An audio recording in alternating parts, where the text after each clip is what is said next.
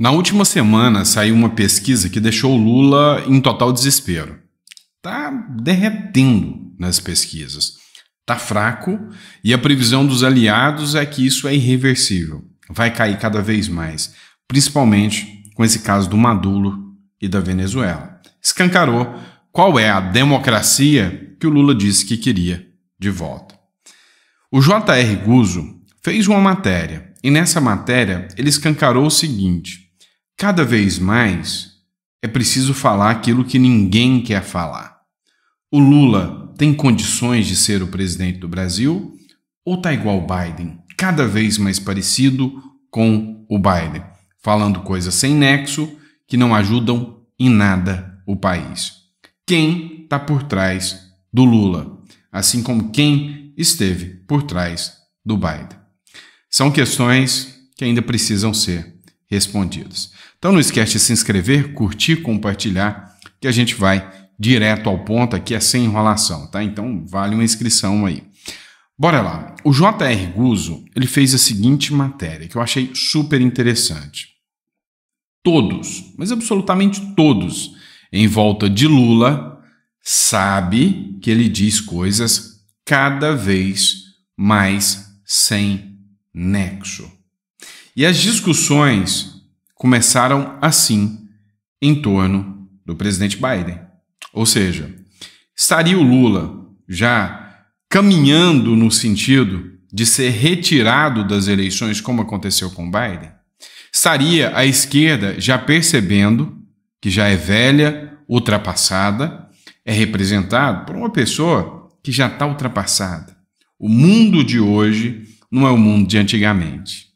O que eles não perceberam, e talvez o Lula já começou a perceber agora, é que nos dias de hoje já não cabe mais espaço para ditaduras.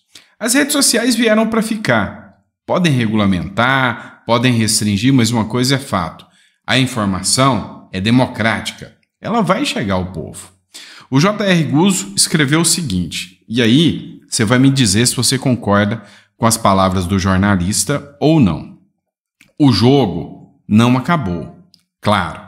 De modo que não dá ainda para se ter certeza, mas a cada dia que passa, aumenta o risco de que o Lula 3 seja um desastre mais infame do que foram os dois Dilmas, somados. Mas o problema não está no fato de que Lula continua dizendo todos os dias coisas que não fazem nexo. Mania de grandeza em estágio avançado, como as que perturba hoje os circuitos mentais do presidente, leva a isso mesmo. Declarações em público e, em particular, cada vez mais cretinas. O problema é que esse apagão contaminou o seu governo, de ponta a ponta, e não há mais a probabilidade de que alguém tome alguma decisão certa. É como se a direção do hospício acreditasse que o Napoleão que comanda manobras no pátio fosse mesmo Napoleão. Não pode dar certo. Ou seja, o Brasil está se tornando um grande hospício e a gente não pode permanecer que um louco dite as regras. É isso que o J.R. Guzzo falou. Concorda ou discorda do J.R. Guzzo? Que nós estamos sendo controlados, direcionados, que nós temos um capitão louco à frente desse barco. Barco que se chama Brasil, que vai rumo à Venezuela e que está prestes a afundar. A última pesquisa que foi apresentada, divulgada inclusive na Jovem Pan, mostra que o Lula literalmente derreteu, né? Tá maus. Olha só o que diz a matéria aqui da Jovem Pan. Olha, e a última pesquisa Datafolha, divulgada no fim de semana, acendeu um sinal amarelo no núcleo do PT. O levantamento traz o presidente Lula com apenas 35% de avaliação positiva. A apuração é da nossa âncora Tainá Falcão. Alguns aliados de Lula avaliaram que esse patamar mais baixo pode se tornar irreversível caso atinja o que consideram o piso do PT, que gira em torno de 30% do eleitorado. Para esses interlocutores, a pesquisa indica que o governo não conseguiu romper a polarização entre esquerda e direita. Além disso, a falta de uma marca do governo deixaria a sensação de que se trata de um mandato de expectativas, segundo a apuração. Na próxima quinta, o presidente deve chamar os ministros para mais uma reunião no Palácio do Planalto. O presidente Lula tem cobrado uma divulgação melhor dos programas e que sejam evitadas novas ideias antes da conclusão do que já foi anunciado. Pois bem, bateu o desespero e você começa a perceber que o desespero bateu quando eles começam a fazer reuniões. Do nada, tão desesperados. E sabe, eles disseram que Lula teme chegar naquilo que eles chamam de piso do PT. O que seria o piso do PT? 30%. Se a avaliação do PT chegar a 30%, é o mesmo filme que eles já viram antes. Impeachment da Dilma Rousseff. Então, eles esperam que a 34, 35, eles têm que fazer de tudo agora para isso não cair. E aí vai vir pesquisa de que o Brasil está bem das pernas, que as coisas estão maravilhosas, e a gente sabe que não é bem assim que funciona. Ontem, só para você ter uma noção, foi divulgado um registro de que já morreram 5.000. A gente acabou de entrar em agosto. 5.000 pessoas por dengue, e esses são os números oficiais. Não dá nem para falar aqueles números que a gente sabe que não chega até a gente. Então, é recorde atrás de recorde. Nada na história vai registrar um número de óbitos tão grande quanto no governo Lula, agora em 2024. É recorde. E aí, voltando a falar de Venezuela, matéria do Globo, o Lula e o Macron concordam. Olha com quem que o Lula está alinhado e concorda, né? O Lula e Macron concordam na necessidade de evitar um cenário Guaidó 2 na Venezuela. A crise diplomática. O cenário de Guaidó 2 se refere à autoproclamação de Juan Guaidó como presidente da Venezuela em 2019, criando uma situação no qual o país tinha dois presidentes. Na ocasião, o opositor e Nicolás Maduro foram reconhecidos por diferentes países. Brasil e Estados Unidos reconheceram Guaidó, por exemplo. Em uma conversa telefônica nesta segunda, o presidente Lula informou a Macron que pretende realizar uma comunicação com Maduro na quarta-feira, junto aos presidentes da Colômbia e México. O que está acontecendo? O Brasil está querendo criar um eixo da esquerda aqui. A Ana Paula Henkel, que é uma jornalista fantástica, ela fez uma matéria dizendo que o Brasil se alinha ao eixo do mal, né? E o eixo do mal era o que o presidente George W.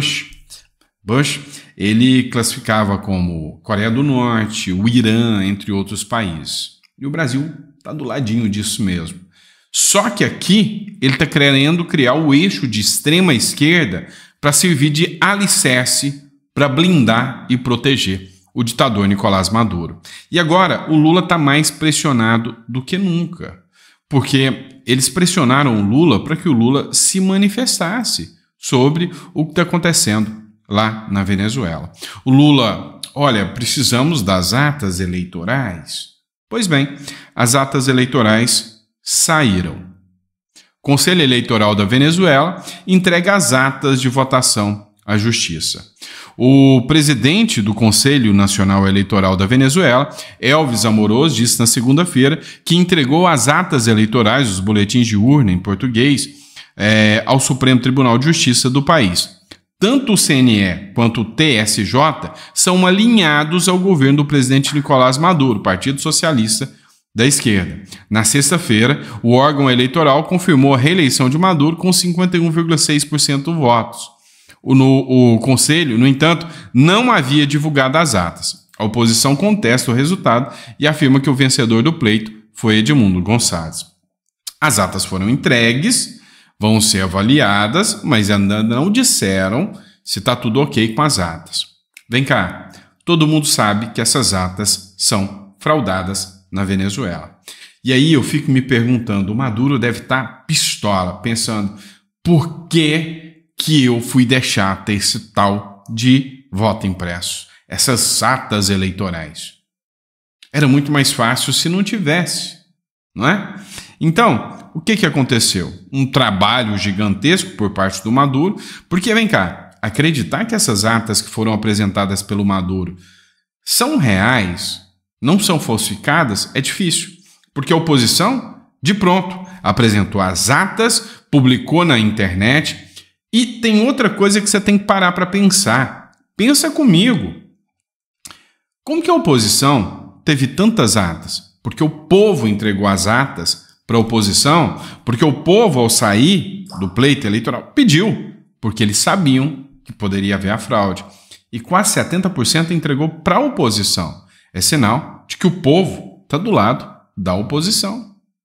Mas estar na oposição é crime nas democracias relativas que o Lula tanto defende. Por exemplo, matéria da Revista Oeste, a Procuradoria-Geral da República da Venezuela abriu um inquérito contra Gonçalves por se declarar presidente eleito. O que eu discordo também do Gonçalves, só para deixar claro.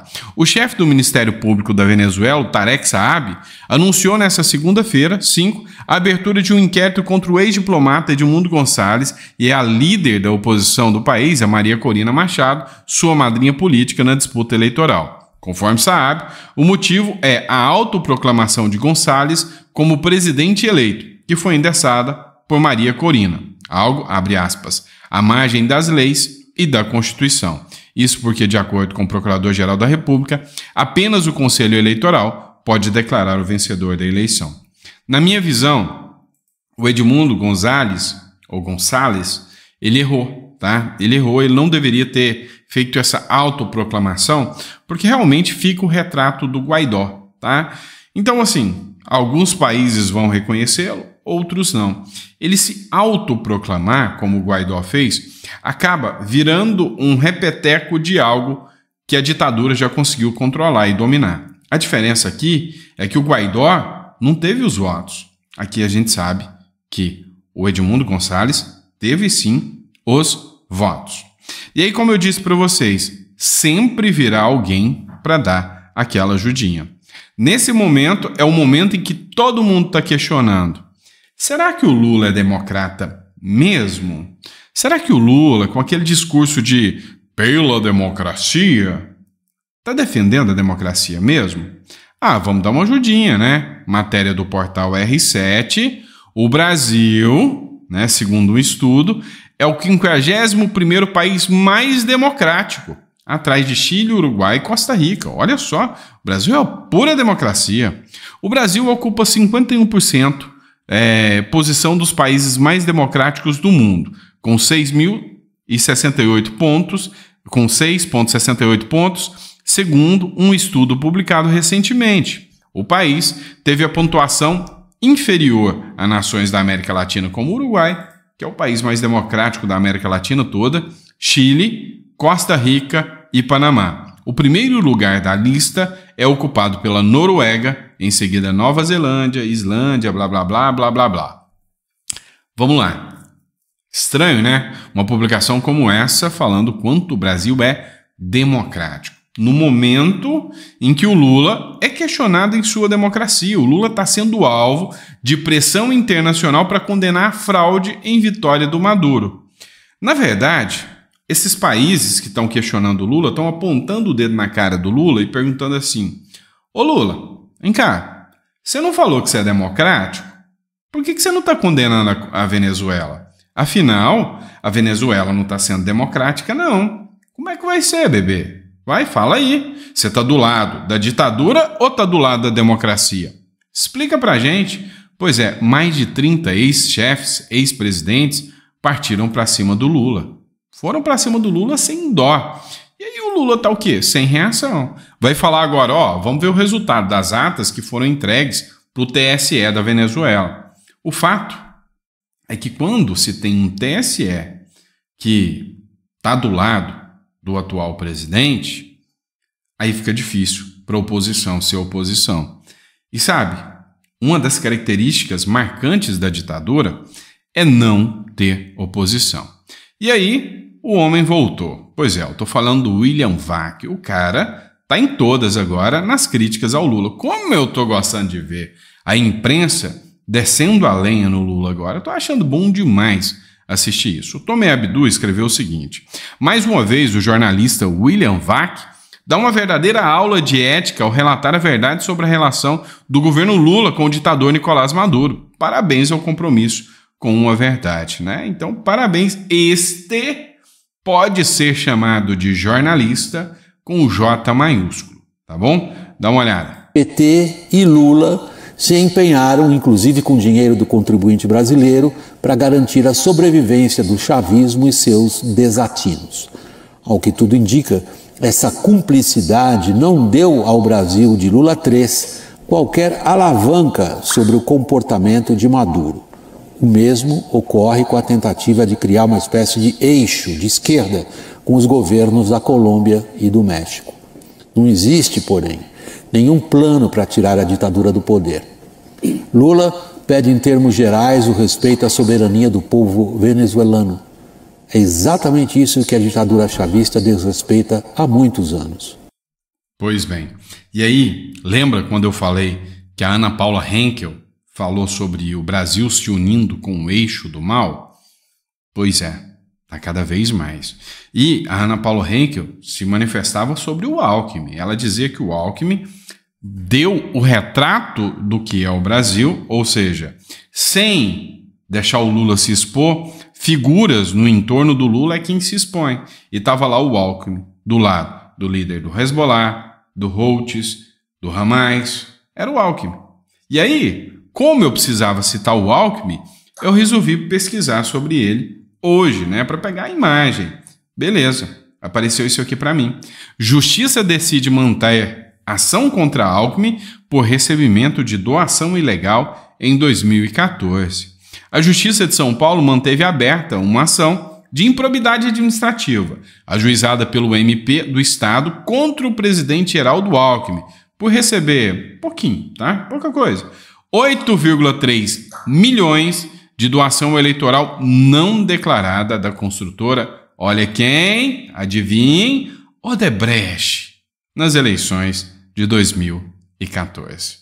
Então, desde lá de trás, relações do Alckmin ganhando, né? Ganhando doações da Odebrecht e falando que o Lula vai voltar à cena do crime. Pois é, deu para perceber que nunca existiu uma oposição de verdade no Brasil.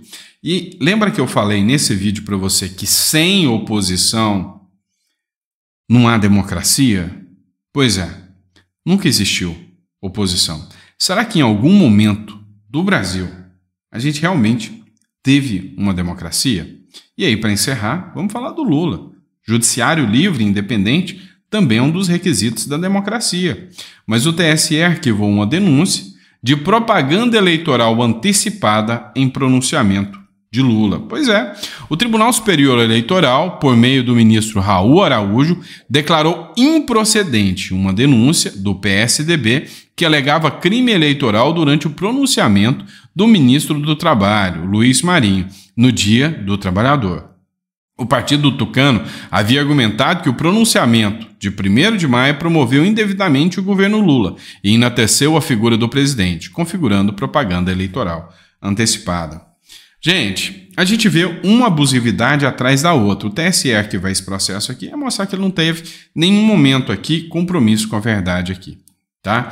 Se tem um dos princípios que marcam a Constituição brasileira, chama-se princípio da impessoalidade. Então, vem cá, um outro presidente foi lá, fez um 7 de setembro, participou de uma reunião inelegível.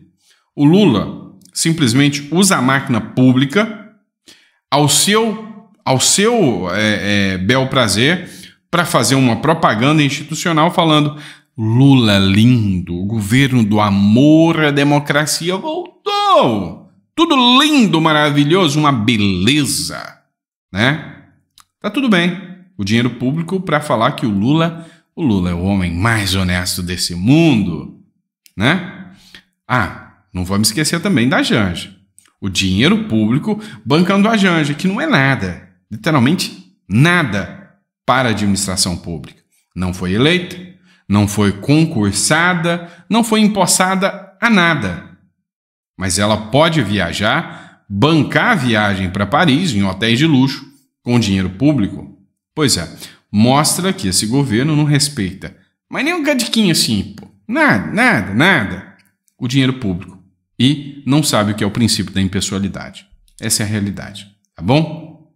Abraço, pessoal. Fica com Deus e daqui a pouquinho a gente tá de volta com mais um editorial. Para quem me acompanhou até agora, não esquece que Deus te deu uma mesa farta, repleta de bênçãos. Não falta o pão de cada dia na sua mesa e de todos os seus, de todas as pessoas queridas. A gente pede e torce que nunca tenhamos a escassez de Cuba e nem a que a Venezuela passa agora, tá bom? Abraço, fica com Deus e até a próxima.